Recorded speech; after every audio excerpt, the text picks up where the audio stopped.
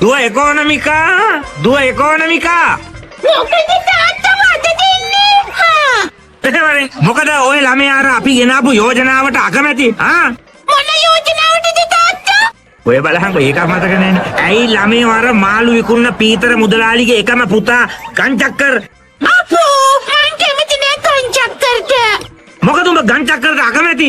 ඒක බලහං හොඳට තුන් වේලම මාළු කාලා සැපට හැදිච්ච කොළුවා. බලපංකො ඒකගේ සීදේ මූණ විතර. තනිකර මාළු ලෑල්ලේ උඩ අතට තියලා තියෙන තෝර පෙත්ත ගැහුවාගේ මූණ. අනේ උදේට මං කැමති නෑ තාත්තා. මොකද අකමැති? අනේ උඹලගේ පවට පින්නෙන්න පුළුවනේ. මෝඩි එකොනොමිකෝ. උඹ ඒ ගංචක්කර එක දීගමන්.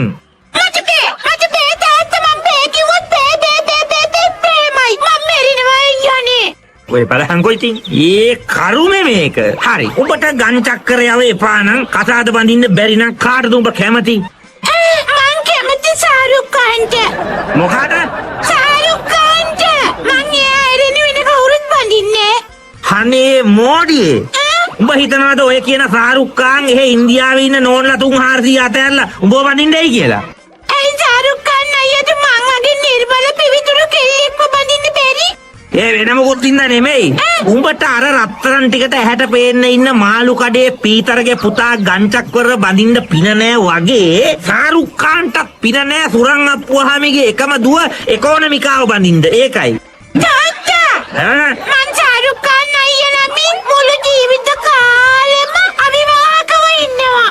ඔව් ඒකට ඒක හොඳයි. එහෙම වුණොත් අර අහිංසක ශාරුක් ඛානයත් බේරිලා අර ගංචක්කරයත් බේරිලා.